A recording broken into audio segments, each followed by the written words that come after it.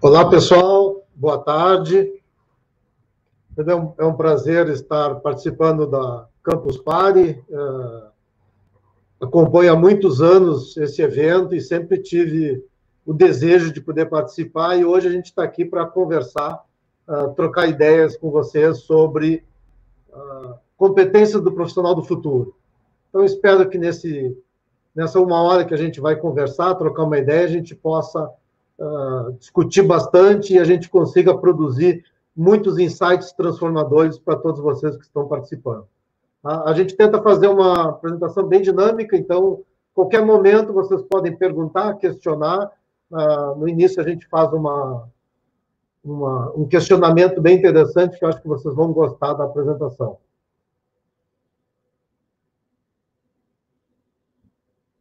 Meu nome é Paulo Kenzerski e hoje eu sou presidente do Instituto da Transformação Digital. É uma entidade que tem como missão levar para a sociedade informações e conhecimentos sobre o impacto que a inovação e a transformação que está acontecendo no mundo inteiro traz para nossas vidas e para os nossos negócios. Estão vendo duas fotos, né? Eu, final de ano, aí, sou um bom Papai Noel, tem alguns predicados que não é bem a barba branca, e também sou um domador de animais selvagens. Isso é um zoológico que tem na Argentina, que a gente entra dentro da jaula, literalmente, né, brincar e domar um tigre. Também sou autor de alguns livros sobre web marketing, comunicação digital, sobre a impressão digital e a tecnologia. Hoje eu represento uma entidade chamada Instituto da Transformação Digital. É a única entidade brasileira especialista em transformação digital. Temos uma atuação mundial com especialistas na China, na Índia, Europa. Fizemos parte de um grande ecossistema de inovação, né? Participamos do Pacto Global da ONU, a gente desenvolve alguns projetos ligados a alguns projetos sociais, com o Ministério de Inovação do México e também na própria Espanha. Desenvolvemos uma série de estudos de maturidade digital das marcas. O objetivo é trazer para as empresas a informação de como ela deve desenvolver os seus projetos de transformação. Então, fizemos desde estudos da hotelaria Santa Catarina, a indústria de moda de Pernambuco, Ceará, e um programa de transformação no Rio Grande do Sul, que é o estado onde eu moro. E um projeto profissional do futuro que deu origem a essa apresentação, e a gente vem aqui discutir exatamente isso, né? Quais são as competências do profissional do futuro.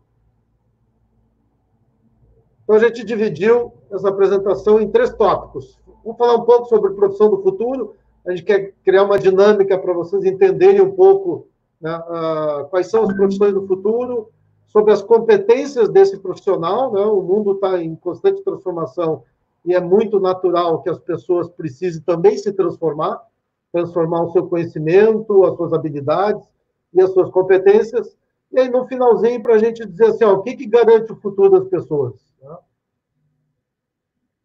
Então, gosto sempre de trazer algumas frases de alguns célebres, né, filósofos e profissionais, e essa do Alvin Toffler eu considero muito apropriada para o momento, porque nos obriga a todos nós, né? Eu tenho 59 anos de idade e precisei me reinventar na minha atividade profissional desde o início, para poder chegar hoje aqui, discutir com vocês e trazer um pouco dessa experiência sobre as competências do profissional do futuro. E aí a pergunta que a gente faz, né, de início é exatamente essa. Qual é o negócio do futuro? Todos vocês devem estar se questionando, trabalham numa atividade, seja ela industrial, seja no comércio, né, o varejo, seja na área de serviços. Quem está entrando na faculdade está discutindo se o curso que ele escolheu, ele vai chegar lá no final de 2, 3, 4 anos de formado, ele vai ter um mercado de trabalho à sua disposição. Isso é um grande questionamento que todo mundo hoje tem se feito ao longo do tempo.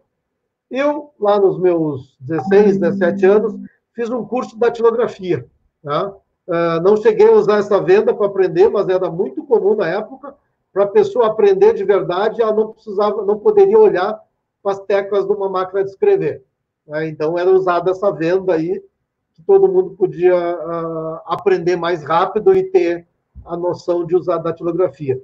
E minha avó me disse um dia, né, meu neto, se você não tiver datilografia, você não vai ser ninguém na vida.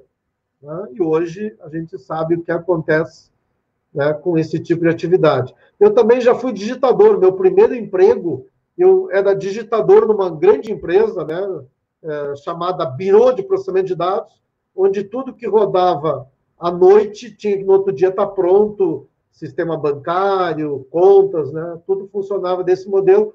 E eu também já fui digitador. E a gente tem feito ao longo do tempo, nas apresentações que a gente faz sobre esse tema, né, competência do profissional do futuro, a gente sempre pergunta para as pessoas. Então, esses foram 5 profissões do futuro que os alunos do curso de Publicidade e Propaganda da Facamp, em Campinas, citaram.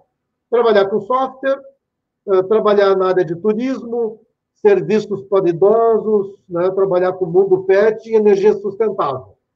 Isso em Campinas, em torno de agosto, setembro de 2019, a gente fez uma apresentação e as 5 profissões que eles colocaram foram essas. E aí, num outro local, no Rio Grande do Sul, no SENAC, a gente fez a mesma pergunta. E aí vocês vão perceber que nenhuma dessas respostas tem alguma na resposta do pessoal lá de Campinas, no interior de São Paulo. Design educacional, recursos humanos, psicologia, inteligência artificial e economia circular. E a gente tem feito isso em vários locais no Brasil inteiro que a gente pode participar, e a gente percebe exatamente isso, né? Em cada cidade, em cada região, em cada área de atuação, as pessoas escolhem uma ou outra profissão do futuro. Fica muito claro que, quando a gente fala de profissão do futuro, a gente está muito usando essa bola de cristal, né? O famoso, vou descobrir qual é o futuro. E a gente percebe que o futuro ele é cada vez mais incerto em termos de profissões. Mas a gente consegue afirmar para vocês que, mesmo não sabendo as profissões do futuro, a gente sabe quais são as competências. E esse é o grande dilema de todo mundo, né? Eu preciso ter as competências para ser o profissional do futuro. Se eu vou trabalhar na atividade A ou B, se eu vou trabalhar na indústria, ou eu vou trabalhar no varejo, ou vou ser um prestador de serviço, se eu vou ser um funcionário com carteira assinada, ou eu vou ser um empreendedor, a profissão do futuro é o que menos vai importar, desde que eu tenha as habilidades e as competências. Então, a grande discussão que a gente quer trazer nessa apresentação é sobre isso. Então, pessoal, vocês podem comentar, fazer alguma pergunta que a gente está acompanhando em tempo real aqui. O Léo colocou lá o título da palestra. Bom, é falando de ontem. Seja bem-vindo, Lucas, Marco Alves, tá? De Minas Gerais. Então, bacana aí, pessoal. Vamos podendo fazer as perguntas, encaminhar, que a ideia é a gente trocar exatamente isso. E aí, como eu disse no início, né, a gente sempre consegue fazer uma aposta. Hoje a gente não vai poder apostar com vocês, porque vocês estão cada um na sua casa, né, em outros ambientes, mas a gente vai poder, de repente, apostar e no futuro cobrar. Qual é a aposta que eu sempre faço? Eu sempre questiono a plateia dizendo o seguinte: eu vou provar para vocês que vocês são tão ou mais analógicos do que eu. Vocês já viram que eu tenho cabelinhos brancos, tenho 59 anos de idade, e muitos de vocês devem estar rindo, dizendo o que este coroa vai apostar com a gente, dizendo que vocês são mais analógicos do que eu. Vou provar para vocês. Minha pergunta para vocês, nessa dinâmica, a primeira pergunta é o seguinte: quem quer ser meu sócio numa videolocadora? Pode até responder ali no chat sobre isso. Né? Pense o seguinte: a minha proposta para vocês é essa. Eu quero abrir uma videolocadora e estou procurando um sócio. Quem se habilita? Vocês estão vendo na tela a capa da revista Pequenas Empresas, Grandes Negócios, uma revista extremamente conceituada no Brasil, com uma matéria de capa falando exatamente sobre isso. E foi isso que me inspirou. Eu quero abrir uma videolocadora. A manchete da revista era: videolocadoras, os segredos de um negócio de muito futuro. Nem era de futuro, era de muito futuro. E a pergunta que eu faço é essa: quem quer ser meu sócio numa videolocadora? Quem deseja abrir uma videolocadora com o Paulo Kenzerski aqui? Provavelmente a maioria de vocês deve estar pensando: não, eu não quero ser sócio de uma videolocadora. Tá? Mas aí que a gente vai discutir exatamente sobre isso. Né? A gente fala muito sobre transformação digital, você já deve ter lido, escutado apresentações falando que a transformação digital começa pelas pessoas, que a gente tem que mudar o nosso mindset mental. Exatamente isso. E o que veio na mente de vocês? O Lucas colocou ali, ó, nos padrões de videolocadoras clássicas, eu passo. Exatamente isso, né?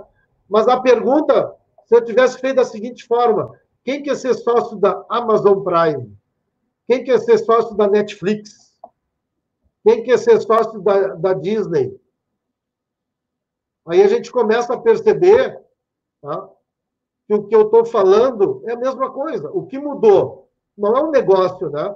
O negócio do entretenimento, de assistir filmes. Eu sou da geração que eu ia numa videolocadora, ficava 2 horas olhando as prateleiras, tentando encontrar um filme para levar para casa para assistir. Hoje a gente aperta num botão, seja no computador, no celular ou na sua própria Smart TV, e eu consigo assistir um filme, né, sendo assinante de uma Netflix, do Globoplay, do Amazon Prime. Tá? O que mudou? Mudou o modelo. O negócio continua o mesmo. Então, quando a gente faz essa dinâmica de perguntar quem quer ser meu sócio numa videolocadora, isso está muito enraizado no nosso dia a dia, né? Principalmente dentro das empresas, que falam muito sobre transformação digital, mas elas continuam pensando e agindo de forma analógica. Essa é a grande questão que a gente quer discutir e vai trazer nessa dinâmica a discussão quais são as competências do profissional do futuro. Logo ali na frente a gente vai chegar lá. E alguém vai pensar, o segmento da indústria é um segmento que cresce, né? Vai ser a vida inteira a indústria vai ser importante. A gente está vendo um quadro publicado pelo economista Ricardo Amorim, um dos profissionais mais seguidos no LinkedIn. Então, quem não segue, lá na frente eu vou dar algumas dicas de, puxa, eu me interesso na área de meio ambiente, como é que eu acompanho as notícias sobre meio ambiente? Logo ali na frente a gente vai dar uma dica sobre isso, tá? Mas o Ricardo Amorim trouxe um quadro onde ele mostra 2008 e 2018, qual era o impacto do PIB da indústria no PIB total do país. E a gente percebe claramente que existe uma queda no Brasil, na Argentina, mas também na China, que sempre foi considerado, né, o grande chão industrial do planeta. A China caiu, era 47% do PIB, está em 40%. Isso em 2018. E a gente vai ver ali na frente que isso cada vez mais reduz. Não estou dizendo que a indústria vai deixar de ser algo importante, não, pessoal. Pelo contrário, a indústria continua sendo muito importante. Mas a gente percebe que a última década, o faturamento que auxilia os países a crescer, né, o famoso PIB, Produto Interno Bruto, da indústria, ele foi diminuindo. Ele não tem mais o mesmo peso do que tinha há uma década atrás. E se a gente for projetar os próximos 5 anos, os próximos 10 anos, que se discute muito qual é a riqueza do futuro, o Brasil sofre uma desindustrialização desde a década de 70. Tá? E aqui a gente está vendo um gráfico em queda, a gente está acompanhando, que mostra exatamente, né, a queda na última década. A gente está lá com 30%, 40%, e a gente está vendo que os maiores países do mundo, os países industriais, ele foi reduzindo isso. E aí a gente chega num dado do Fórum Econômico Mundial que mostra exatamente isso. Qual é o cerne da riqueza mundial, a riqueza moderna hoje? Não é mais o setor industrial, é o conhecimento. Nós estamos vivendo uma viagem, como se teve lá na década de 70 para a Lua, nós estamos enfrentando uma maratona, uma guerra, para se posicionar como nos países na questão de inteligência artificial. O país que dominar, né, estratégia, tiver soluções de inteligência artificial, ele vai dominar muita coisa nos nossos próximos 50 anos. Tá?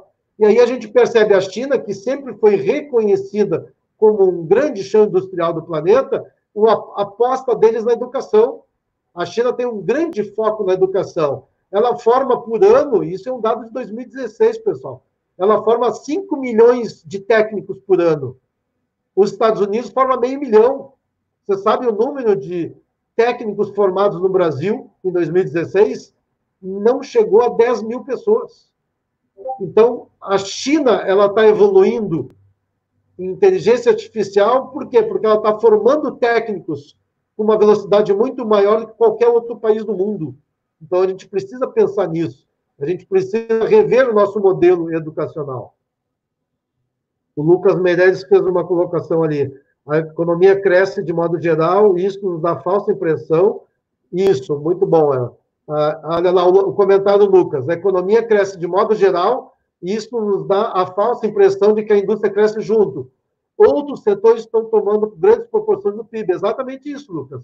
É o que a gente colocou ali. Não quer dizer que a indústria deixa de ser importante. Não, ela continua, né, num mix de soluções que um país precisa oferecer, ela tem um peso muito forte, mas o Brasil é reconhecidamente um país de agronegócio. Né? E no momento que a gente entender esse poder todo, a gente vai conseguir ditar regras no mundo inteiro. Tá? E aí a gente tem alguns exemplos sobre isso. Qual é a diferença desse produto que a gente está mostrando na tela, da década de 50, do produto de 2014? O produto é o mesmo, é um trator. Alguém fabricou um trator lá nos anos 50 e a mesma empresa está fabricando ele em 2014. Qual é a diferença de um para o outro? Claro que, tirando a questão visual, né, a gente tem hoje um equipamento, em termos de layout, de condições muito mais interessante e agradável do que era um equipamento da década de 50. Mas a empresa que fabricou esse trator da imagem de 1950 é a mesma empresa que fabricou em 2014. Só que em 1950, essa empresa era uma metalúrgica. Ela processava 5 toneladas de ferro por mês. O que é processar 5 toneladas? É cortar, soldar, montar e entregar este produto. Entregava um trator, que era usado numa lavoura. Em 2014, essa empresa, o que ela está fazendo? Ela está entregando um produto com inteligência artificial. E o que ela se transformou? Se em 1950 ela era uma metalúrgica, em 2014, o que ela é? Ela é uma empresa de inteligência artificial. Ela entregou em 2014 o primeiro trator no mundo com inteligência artificial, conectado com SAP. Então, olha a transformação que essa empresa passou. Imagina se ela continuasse produzindo trator naquele modelo.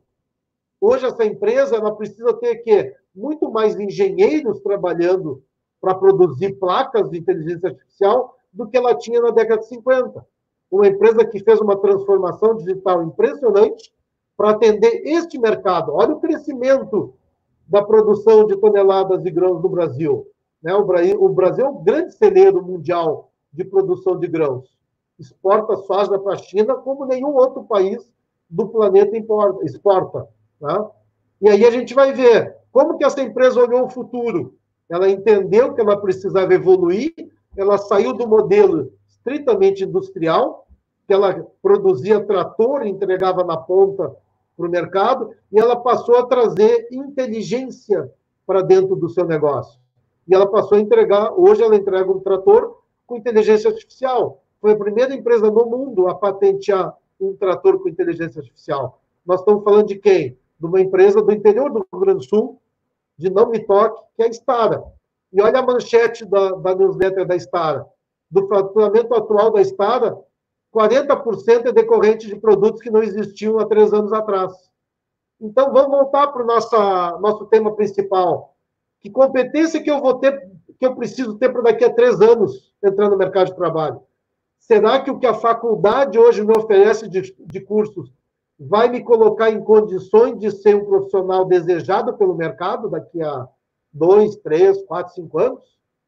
A gente está vendo um exemplo típico de uma empresa que se reinventou ao longo do tempo, fez uma grande transformação, não do negócio, mas do modelo de negócio, da inteligência que está por trás de enxergar o futuro ali na frente. E aí a gente vai questionar muito isso. Qual é o futuro dos negócios? Eu vou ter uma loja própria, eu vou trabalhar com aplicativo, eu vou estar no marketplace, eu vou abrir minha loja no shopping, meu shopping é físico ou virtual? A gente tem várias perguntas, né? Vários questionamentos. Uma das frases que eu mais gosto e uso bastante nas apresentações, o que move o mundo? São as perguntas. Né? Esse é o slogan do canal Futura, por exemplo. Né? E a gente vai olhar esse modelo. Então, a gente viu o modelo industrial, como que as empresas se reinventaram. Um exemplo típico é de uma metalúrgica. Eu poderia ter feito a mesma pergunta lá no início, exemplo do que eu fiz a pergunta sobre a videolocadora. Quem aqui quer montar uma metalúrgica comigo? Provavelmente muitos vão dizer, não, metalúrgica é um negócio do passado. Mas ali a gente viu um exemplo de uma empresa que está perto de completar 100 anos de vida, que ela nasceu uma metalúrgica, ela se transformou numa empresa que trabalha com inteligência artificial. E na ponta ela entrega o quê? O mesmo produto, só que com muito mais inteligência do que era há 70, 80 anos atrás. E o varejo? O varejo começou naquele modelo. Eu vou escolher a melhor rua da minha cidade, vou escolher o melhor ponto do meu bairro, na minha rua, na minha cidade, vou escolher o estado, vou abrir uma operação física. E aí, a partir dali, com o nascimento da internet, né, o surgimento da internet, a gente precisou levar o nosso negócio para o ambiente digital. Todo mundo precisava ter um site. Depois disso veio o grande boom do e-commerce, né? Só que o e-commerce já existe no Brasil há 20 anos. E a gente ainda vê hoje empresa questionando esse modelo. Ah, será que eu vou investir no e-commerce? A pandemia, né? Eu tinha prometido que eu não ia falar da pandemia, mas está no centro de todas as questões que envolvem educação, futuro. Nosso futuro está ali, né? As empresas se deram conta que da noite para o dia tiveram que fechar as portas. E agora? Todo aquele empresário que questionava a questão do digital, de ter uma operação de e-commerce, de explorar o delivery, de ter um teleentrega, ele se viu obrigado a fazer isso. Então, o ideal seria o quê? Que as pessoas tivessem o entendimento da importância. Mas foi atropelado pela questão de tudo que aconteceu. E aqui a gente traz alguns dados interessantes, né? Do segundo trimestre de 2019, do segmento de moda, a gente vê algumas empresas com percentual de crescimento do seu faturamento muito bom. Renner e Arezzo com 10%, 11%, outras caindo um pouco, e a gente vai perceber que nada bate o crescimento do faturamento do e-commerce. E a gente vê o Magazine Luiza como, para nós, o grande case de transformação digital do Brasil, crescendo 56% num trimestre. E aí a gente vai ver o que aconteceu agora com a pandemia, enquanto muita gente está lá quebrando, né? Infelizmente, não deu tempo para essas empresas reagirem, a gente vê que o crescimento do e-commerce no primeiro trimestre foi de 26%. E aí a gente já vê que o mesmo período já chegou a 50%. Ou seja, quem já estava fazendo a transformação digital ou quem estava se preparando, né, óbvio que teve impacto, mas ele conseguiu reagir mais rápido.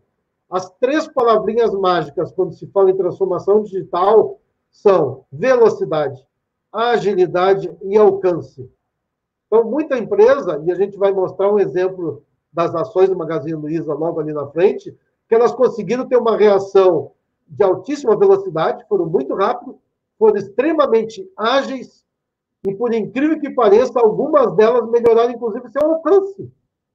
Tudo isso que está acontecendo. Enquanto milhares estão lá com as portas fechadas, reclamando de tudo que está acontecendo, outras conseguiram reagir de uma forma muito mais rápida. Será um aplicativo, né? Se a gente olhar, se vocês pegarem o celular de vocês e fizerem uma análise mental, quais são os 5 aplicativos que vocês mais usam? Vocês vão rapidamente identificar. É o WhatsApp, é um aplicativo de mobilidade como o Uber, é um aplicativo de compra online, seja Magazine Luiza, Americanas, seja o Rap. Vocês vão ver que o aplicativo é usado no Brasil por 95% dos brasileiros que têm acesso à internet. Então, dentro da estratégia da empresa, dentro do pensamento, eu preciso ter uma habilidade, uma competência daquilo que é usado por quase 100% da população. Vocês vão chegar numa empresa, vão para uma reunião e a direção da empresa vai dizer: nós vamos investir num aplicativo. Quem aqui sabe como desenvolver com essas plataformas, sabe montar um plano estratégico, consegue pensar em ser competitivo? Essa pessoa vai ter uma oportunidade muito maior nessa empresa. Temos mais algum recado? Legal. O Brasil é o segundo país que mais cresce no mundo em número de aplicativos. Isso é um dado de uma pesquisa feita em março e abril desse ano. Ou seja, será que no meu curso eu vou abordar alguma questão ligada a aplicativos, seja de planejamento, seja de criação, seja de programação? Eu preciso entender isso. Hoje já existe no mundo soluções que eu não preciso saber programar para desenvolver o aplicativo. Então, será que isso não é uma atividade, uma habilidade que eu vou precisar ter no futuro da minha profissão? Isso é para pensar. Em Washington já tem uma calçada que já tem uma pintura no chão separando quem não está usando o celular e quem está usando o celular. Olha o ponto que a gente chega, né? Aqui no Brasil a gente está discutindo quem anda de máscara e quem não anda de máscara, mas olha um exemplo do que outros países que já têm uma população, uma utilização muito mais madura por parte da população. E a gente vai olhar de novo o Magazine Luiza. 95% das vendas do Magazine Luiza são feitas por um aplicativo mobile.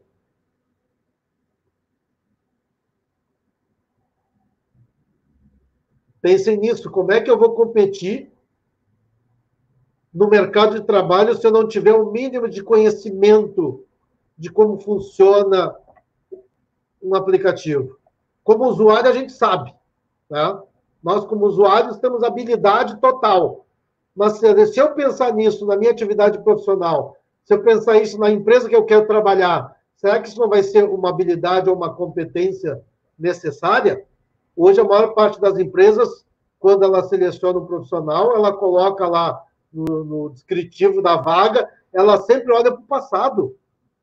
Ah, eu preciso de um profissional que tenha se formado há 10 anos atrás, que tenha conhecimento, ou seja, as empresas também vão enxergar que elas precisam contratar um talento, elas precisam olhar para o futuro, não olhar para o passado.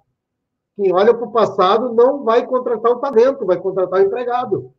E o que a gente quer? A gente quer ser contratado pelo nosso talento, não para ser um empregado, que vai ter lá carteira assinada, vai cumprir uma tarefa naquela empresa. A gente busca sempre querer fazer essa diferença. E aí uma outra pergunta, né? Seguindo no ramo do comércio, mas indo mais para a de alimentação. Se eu perguntar para vocês, quem é o concorrente do McDonald's no Brasil? Quem diria? Eu aposto um almoço com vocês. Na próxima vez que a gente se encontrar, vou fazer o lobby para ir para Manaus em 2021, participar do Campus Party, e a gente vai poder se encontrar lá ou em qualquer outro lugar do Brasil que a gente tem alguém de Minas Gerais, tem pessoal de São Paulo. Tá? Quem é o concorrente do McDonald's? Se isso for um exercício na sala de aula, na faculdade, eu tenho certeza que a grande maioria vai citar quem? Burger King, por exemplo. Mas olha a resposta do próprio diretor da Arcos Dourados, que é o franqueador master do McDonald's no Brasil. O maior concorrente do McDonald's hoje é o iFood. Isso, pessoal, é um dado de 2019. E olha a frase que o cara colocou ali. Você pede de onde quiser, qualquer tipo, qualquer horário, eu entrego rápido. E eles já são quase do mesmo tamanho do McDonald's no Brasil. Será que em julho de 2020, com tudo que aconteceu a partir de março, com praticamente todo um comércio fechado, abre, reabre, fecha, abre de novo e fecha em alguns lugares, será que o iFood não está num crescimento maior do que o McDonald's? Imagine a situação. O McDonald's precisa todo dia abrir 1.000 lojas. Todos os dias, 1.000 lojas estão sendo abertas. O que o iFood faz nesse período? Olha a velocidade que ele tem de reação do que aconteceu em março do que está acontecendo agora. Olha a agilidade que ele teve da noite para o dia. Ele já estava preparado para isso, mas o McDonald's teve que se adaptar. Teve que fazer uma evolução muito grande num curto período de tempo para poder sobreviver, né? Por maior que seja o gigantismo empresarial do grupo, ele sofreu um impacto impressionante. Tá? E aí a gente vê vários exemplos, né? Está lá o Habib's fazendo promoção e batendo recorde de venda no iFood. Ou seja, o iFood ele é ao mesmo tempo um grande parceiro, mas ele também é um concorrente, porque se alguém aqui já comprou, já usou o iFood, eu posso ligar. Hoje é o Dia Mundial da Pizza, né? eu vou ligar para o iFood, eu vou mandar uma mensagem, vou fazer um pedido pelo iFood, eu peço a pizza da marca tal, quem bate na porta da minha casa para entregar não é a marca tal, é o iFood. E aí, na mente do consumidor, qual é a marca que vai ficar registrada? O iFood. Então, a médio e longo prazo, a estratégia de utilizar o iFood, ela precisa ser muito bem pensada. Será que nós estamos aprendendo isso na faculdade? Será que quando a gente faz aquele famoso estudo de pontos fortes, pontos fracos, né? Avaliar concorrente, isso é uma das coisas que dentro do Instituto a gente mais questiona os nossos clientes, o mercado, quem busca ajuda do Instituto nesse ponto. Quem é teu concorrente?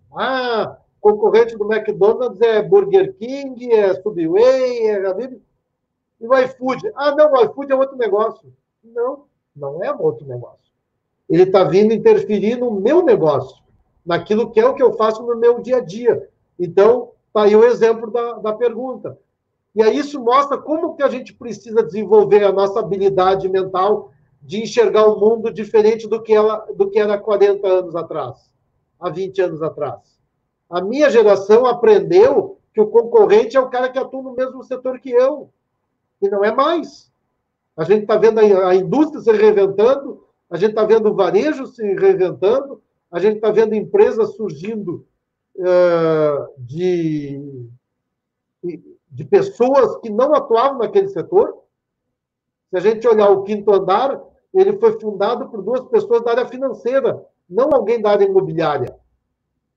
A XP Investimento, a mesma coisa. Não eram bancários que saíram e abriram outro negócio. E a gente está vendo um outro modelo nascendo. Então, a gente tem um modelo lá extremamente tradicional, como é uma operação do McDonald's, né, que abre uma operação num ponto físico, de grande movimento, né, de enorme sucesso, óbvio, ninguém está dizendo que é um ou outro. Né? Isso a gente sempre tenta transmitir em todas as nossas apresentações. Não existe aquela situação, eu vou fazer isso ou vou fazer aquilo. Eu vou abrir uma loja física ou vou montar uma operação de e-commerce. Não, eu tenho que ter tudo. Não é um ou outro, é um e outro. E olha essa imagem, pessoal. Isso é um prédio onde tem cozinhas industriais.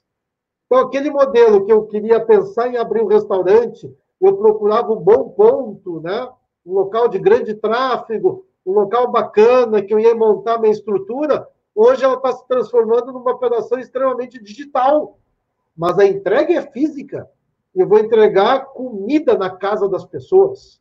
E olha a operação. Glovo, que é uma empresa que nasceu nesse modelo, usa o Uber Eats para fazer entrega. Será que nós estamos aprendendo isso na faculdade, no curso que eu escolhi? Será que eu estou aprendendo a entender como o mundo mudou? Como os modelos de negócio estão mudando? Será marketplace? E aí vou trazer um dado extremamente importante para mostrar para vocês. As ações do Magazine Luiza em janeiro, elas valiam R$52. E vocês vão ver ali o pico na crise, ela chegou a menos de R$30, ou seja, ela valia quase metade do que valia em janeiro. Só que se a gente for olhar, no dia 26 de maio, as ações do Magazine Luiza já estavam valendo bem mais do que valia em janeiro. O que a gente traduz com esse quadro? Velocidade. Magazine Luiza não levou 90 dias para se recuperar. Eles tiveram agilidade extrema para sair, né, praticamente do fundo do poço e chegar lá. E se alguém for procurar o valor do Magazine Luiza, das ações Magazine Luiza hoje, ela está batendo R$70. Ou seja, é uma empresa que sofreu o impacto inicial, mas teve, vou repetir de novo, velocidade, agilidade e alcance para superar essa crise mundial e se transformar. Na verdade, a Magazine Luiza não se transformou. Ela já está fazendo um projeto de transformação digital desde 2015. Então, ela estava num momento extremamente maduro para poder receber o impacto e, pouco tempo depois, se transformar. Eu sei que muita gente deve estar pensando e vai dizer, mas para a Magazine Luiza é muito fácil. Uma empresa que tem recursos financeiros, tem muita gente. Pessoal, faça a seguinte cooperação. O que é mais fácil? O empresário que tem uma única loja no bairro, ele dormiu com a loja aberta e acordou no outro dia com o decreto mandando fechar, ou o Magazine Luiza, que tem 1.000 lojas, 70 mil funcionários, e da noite para o dia ela simplesmente tem que fechar as 1.000 lojas, ela tem que mandar 70 mil pessoas para casa e ela continua operando. Este quadro mostra a resposta. O Magazine Luiza, ela teve uma evolução gigantesca, ela conseguiu se adaptar porque ela estava preparada para isso. Então, o que a gente quer falar sobre competências do profissional no futuro não é para daqui a 5 anos. Ah, não, eu agora vou seguir meu curso e daqui a 5 anos eu vou me preparar. Pessoal, passou o tempo. Vocês têm que estar preparados agora. O mercado está buscando pessoas preparadas para este momento. A transformação digital que todos os analistas mundiais projetavam que iria acontecer nos próximos 5 a 10 anos, ela foi encurtada. Em 4 meses, a empresa precisa se transformar. Na verdade, não está acontecendo uma transformação digital. Está acontecendo uma digitalização dos processos. Quem não vendia online, colocou uma loja virtual da noite para o dia. Quem só atendia pelo telefone, hoje está atendendo pelo WhatsApp. Mas vocês vão ver que, apesar de que muitas empresas estão usando ferramentas digitais, elas continuam pensando e agindo de forma analógica. No Instituto, nós fizemos um estudo sobre o índice de maturidade digital das empresas. O índice de 5.000 empresas que a gente já fez nesse estudo, desde indústria de alimentos, passando por supermercados, redes de varejo, hotelaria, indústria de moda, é 9%. Nós temos um grande déficit de inteligência digital no Brasil. Não importa o tamanho da empresa, não importa o segmento, nós temos uma grande oportunidade, eu digo nós porque eu estou falando, eu tenho 60 anos, mas a gente enxergou isso quando o Instituto nasceu, e vocês, grande maioria que são jovens, se já não estão no mercado de trabalho, vão entrar logo, logo, vão poder pensar exatamente nisso. Que competências que eu preciso ter? Nós vamos chegar logo ali, pessoal. E aqui um exemplo, né? Antes, vou voltar aqui porque eu pulei. Há pouco tempo a gente trabalhava muito, vou locar um carro para me deslocar, vou viajar, vou locar um carro. Nasceu o BlaBlaCar. Pô, que ideia fantástica. Eu viajo com custo baixo, com outras pessoas, eu vou conversando, eu vou conhecendo. Usei muito o BlaBlaCar antes da pandemia. Só que, opa, e agora? O que vai acontecer? E a gente já tem pesquisas mostrando que aquelas pessoas que não queriam mais ter carro, né, que estavam convivendo muito bem com a questão de andar de Uber, andar de BlaBlaCar, mas 52% dessas pessoas, numa pesquisa feita após pandemia, a pesquisa é de 28 de 4 a 2 de maio, ou seja, pouco mais de 30 dias, 45 dias, mais ou menos, já mostraram que 52% dos entrevistados têm novos motivos para comprar um carro. Então, a pandemia está obrigando exatamente isso, né? A gente repensar aquilo que estava indo por um caminho, né, natural de ser um transporte com mobilidade colaborativa, eu não precisar mais ter o carro, eu poder usar um carro de várias outras formas. A gente viu que a pandemia está mudando o pensamento das pessoas. Não é mais seguro eu andar de ônibus, né? Não é mais seguro andar de BlaBlaCar. Então, eu começo a repensar aquela minha tomada de decisão lá de trás.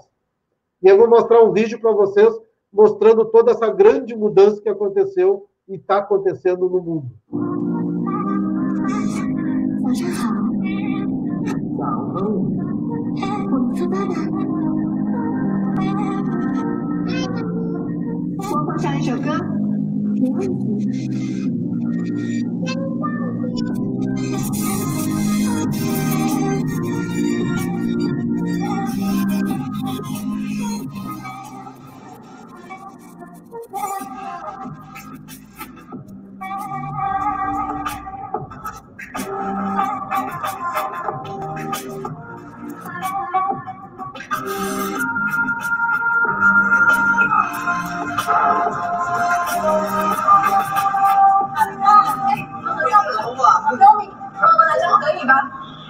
好的，准备好了吗？3、2、1，好。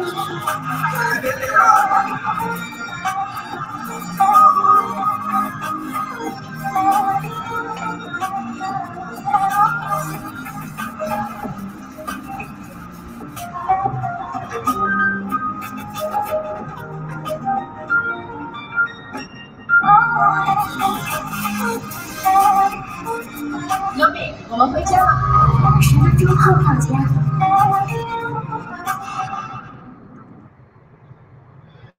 Calma, né, pessoal? Vocês viram o comercial? Esse vídeo foi o lançamento de uma marca que aconteceu em Madrid, em maio de 2019, no Desmadrid, o maior evento sobre transformação digital do mundo, onde quase 30 mil pessoas, durante 3 dias, discutiram exatamente isso. Então, se alguém aqui que está nos assistindo vai trabalhar com publicidade e marketing, está vendo um comercial de TV que em nenhum momento fala das características do veículo. E não está falando do motor, da capacidade do porta-mala, do conforto, de tudo que se relaciona ao carro. Ele está falando de inteligência artificial.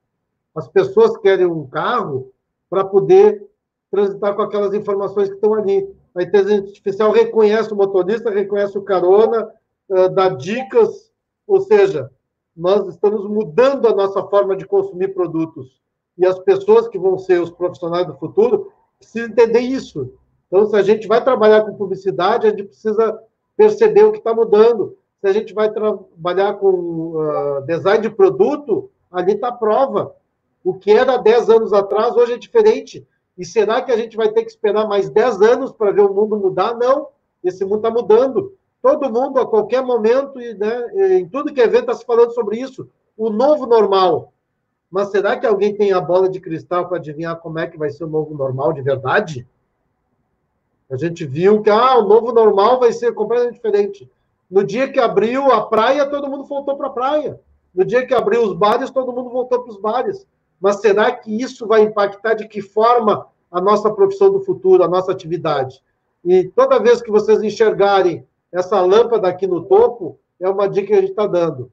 O grande desafio de qualquer pessoa, de qualquer profissional do futuro, é não pensar com a cabeça daquele negócio. Eu trabalho na indústria, eu estou pensando como industriário. Eu trabalho no varejo, eu estou pensando como varejista. Não, pessoal. Vocês precisam pensar como uma empresa digital. Será que a Stara ela estava pensando como metalúrgica ou como uma indústria? Não, ela pensou como uma empresa digital. Ela acabou de ganhar um prêmio de inovação, que foi publicado ontem. As 100 empresas mais inovadoras do sul do país, a Stara ganhou um prêmio como mais inovadora. Será que as pessoas que estão lá trabalhando estão pensando como uma indústria metalúrgica? Não. Será que Magazine Luiza está pensando como uma grande rede de varejo? Não. Magazine Luiza hoje é uma empresa de tecnologia. Mas ela tem 1.000 pontos de venda. Se alguém entrar no site do Magazine Luiza e fizer uma pesquisa, vai encontrar a estratégia de transformação digital do Magazine Luiza. E vocês vão ver o que eles estão dizendo. Eles se posicionam hoje como uma empresa de tecnologia. E a grande vantagem deles é que as empresas de tecnologia não avaliam ele como os concorrentes. E as redes de varejo estão olhando ele como concorrente de rede de varejo, e eles não são mais uma rede de varejo, apesar de ter pontos físicos. Então, o grande desafio na nossa mente para se transformar como profissional do futuro, o primeiro passo é esse. Eu preciso pensar como uma empresa digital. Se eu fosse uma empresa digital, a imobiliária que eu trabalho iria continuar trabalhando da mesma forma? Ou ela iria pensar como é o quinto andar? Se eu sou dono do restaurante, ou eu trabalho no restaurante, será que o meu pensamento como dono de restaurante não é igual ao do iFood? Esse é o grande desafio que a gente tem que trazer para cá. E aí uma dica que eu comentei no início. Mas como é que eu acompanho esse mercado todo? A dica é essa. Sigam pessoas que têm conteúdo e possam agregar na vida de vocês. Mas eu não sei quem é quem na minha área. Monitore expressões da hashtag. Se vocês utilizam o LinkedIn, a minha grande dica é usem o LinkedIn. O LinkedIn não é uma rede social para emprego, para colocar o currículo, é uma rede de relacionamento corporativo. Sigam lá, me procurem no LinkedIn. Eu tenho mais de 15 mil seguidores no LinkedIn para trocar insights transformadores todo dia. E aí vocês estão vendo ali, em 2019, inovação tinha 3.844 seguidores. Em 2020, são mais de 70 mil pessoas. Em menos de um ano, muito mais gente está acompanhando sobre inovação. Depois tem inteligência artificial, era 95 mil em 2019, são 130 mil hoje. Digital Transformation, que é muito mais fora do Brasil, 40 mil pulou para 370 mil em um ano. Transformação digital, o termo em português era 1.700 seguidores, hoje são 18 mil. Aumentou 10 vezes. Só que se a gente olhar e se a gente for se comparar com os profissionais do resto do mundo, eles estão muito mais conectados nos assuntos que interessam para a atividade que eles estão exercendo ou que eles querem exercer. Use Google Alerta, eu estou falando de ferramentas gratuitas. Eu não preciso mais comprar ou fazer uma assinatura de um grande jornal, de uma grande revista, para ficar bem informado. Eu não preciso mais assinar um monte de newsletter para receber as notícias. Eu vou acompanhar e monitorar a expressão que tem a ver com a minha atividade. Se eu trabalho com meio ambiente, eu vou lá e vou seguir a hashtag meio ambiente. E aí eu vou descobrir quem são os influenciadores de verdade, né? Quem são as pessoas que produzem bons conteúdos, quais são as empresas que estão abordando isso. Então, uma das coisas que eu faço em entrevista de seleção de emprego, eu pergunto para as pessoas, e é impressionante como elas estão despreparadas para isso, eu pergunto, qual é a expressão que tu procura, tu pesquisa, que tu acompanha? As pessoas perguntam, como assim? Não, além de tu estar no LinkedIn, no Facebook, usar o TikTok, o Instagram, como é que tu é informado da tua atividade? Eu assino um jornal tal. Então é só o que o jornal te traz é que tu acompanha. Então, pessoal, essa é uma dica. Vocês daqui a pouco vão participar de uma entrevista de emprego e o entrevistador vai fazer essa pergunta. Me diga quais são as palavras, as expressões que tu acompanha no LinkedIn. Eu não sigo nada. Então, como é que tem uma pessoa, um profissional que está antenado no que está acontecendo no futuro? E aí eu estou trazendo uma frase de uma grande personalidade mundial. Educação é nosso passaporte futuro. Que o amanhã pertence a quem se preparou. A gente está vendo isso hoje. A pandemia está nos mostrando exatamente isso. Quem estava se preparando, quem estava preparado, ou quem foi rapidamente se preparou, se adaptou e evoluiu, está conseguindo passar toda essa crise. Tem centenas de empresas fazendo isso. A gente poderia passar o resto do dia citando, mas a gente tem um tempo para cumprir, estamos quase no nosso limite ali. E aí vamos para o último, né? Vamos falar sobre as competências. E uma grande discussão que todo mundo sempre traz, né? Mas o mundo vai ser dominado pelos robôs. Não, pessoal. O mundo não vai ser dominado pelos robôs. Ele vai ser dominado pelo humano, que tiver mais capacidade. Mas não aquela capacidade analítica lá. Eu sou muito bom em matemática. Meu amigo, minha amiga, desculpa te dizer, mas tu vai perder a tua vaga para o robô. Eu sou muito bom em analisar dados. Meu amigo, sinto muito, mas você vai perder o seu emprego, porque o robô vai ser mais veloz, mais ágil e vai ter um alcance muito maior de coletar essas informações e entregar um relatório. Agora, quais são as competências que eu tenho que ter que o robô jamais vai ter? Por maior que seja a inteligência artificial dominante ali.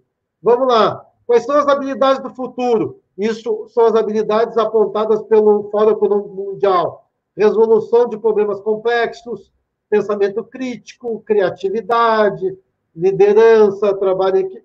Pessoal, nada do que sempre se exigiu das pessoas. Só que agora, né, aqui fala sobre as habilidades e qualidades de acordo com o LinkedIn, que é uma rede corporativa, mas eu quero me concentrar aqui. Entre as várias sugestões, são 5 competências, são 10, nós definimos por 5 como prioritárias. Primeiro é o pensamento crítico, atitude de desafiar aquilo que me é colocado dentro da empresa. Vou dar um exemplo. A pessoa é contratada, senta na mesa e a primeira coisa que ela recebe é o manual com as regras, condutas e processos da empresa. Mas será que eu não posso fazer diferente? Não, mas na minha empresa a gente faz assim há 50 anos. Vou dar um exemplo muito fácil de todo mundo entender. Por que o hotel eu tenho que entrar, fazer o check-in depois da meio-dia, 2 da tarde, e eu tenho que fazer o check-out ao meio-dia, no dia seguinte? Por quê? Perguntem para o dono de hotel. A resposta é muito simples, sempre foi assim. Quando eu herdei esse hotel, já era assim. Por que eu não posso mudar? E a gente, em outro momento, pode discutir e mostrar como isso é viável. E a hotelaria, já, em alguns setores, já está indo para esse caminho. Mas será que só agora, por causa da pandemia, se deram conta que poderia ter mudado? É aquela questão da cultura, né, de olhar para o passado.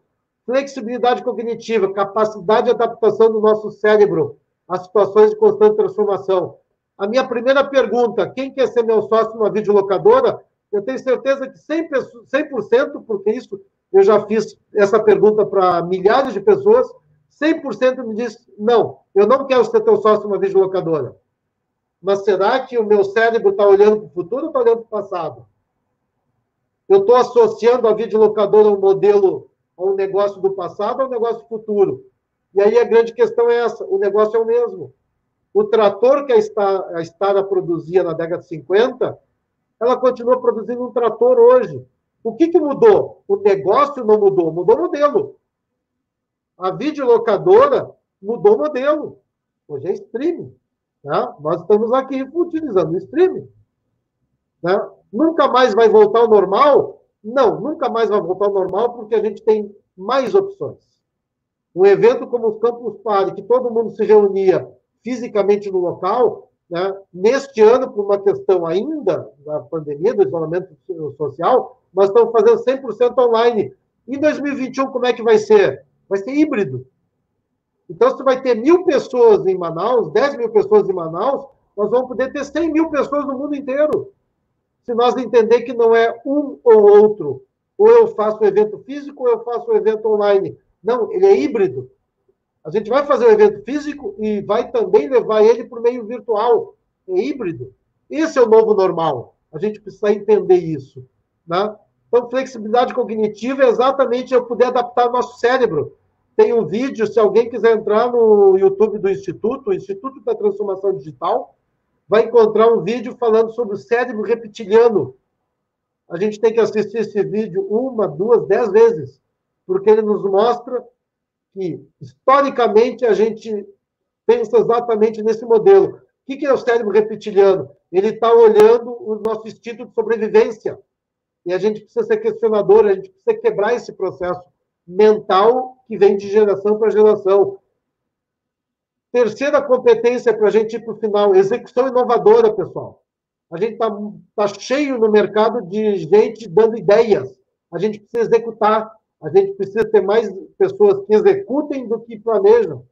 O planejamento que antes a gente aprendia, planejamento de médio e longo prazo, hoje ele tem que ser executado para hoje, para amanhã, para daqui a 3 meses, para janeiro do ano que vem. Como é que nós estamos nos planejando para setembro? Eu preciso esperar para ver se a minha cidade vai abrir ou não vai abrir. Não, eu não preciso esperar. Eu preciso executar agora, eu preciso agir agora. Conhecimento do comportamento humano cada vez mais. Né? Hoje nós estamos todo mundo trabalhando de forma remota. Se eu não entender o comportamento humano, saber que aquela pessoa da minha equipe, ela pode dormir até as 10 da manhã, porque ela é muito mais produtiva à tarde e à noite, eu vou mudar o meu modelo do negócio. Isso é o novo normal. Todo mundo ia trabalhar, batia o cartão ponto no mesmo dia, no mesmo horário. E qualquer estudo médico mostra que as pessoas têm uma capacidade de concentração, de foco, alguns é de manhã. Eu acordei às 6 da manhã, eu tenho muito mais capacidade produtiva na primeira hora da manhã. E as outras pessoas têm capacidade produtiva talvez à noite. Então, a gente vai ter que mudar e vai ter que entender conhecimento do comportamento humano. E criatividade, bom, isso não preciso falar, porque isso tem que estar ao ponto de todo mundo. Tá? Vamos indo para os nossos segundos finais. E o que vai garantir o nosso futuro, pessoal? Exatamente essas competências. Eu preciso desenvolver isso. Se a minha faculdade, a minha escola não me traz essas competências, eu vou buscar isso fora. E detalhe que é muito importante, o recado final é esse, não é habilidade em ferramentas digitais que vai dar o emprego dos sonhos para vocês, é o conhecimento dos novos modelos de negócio. Habilidade, um jovem de 10, 15 anos tem habilidade em usar um dispositivo móvel muito maior que alguém de 30, 40, e, talvez, e provavelmente muito maior de alguém de 60 anos como eu.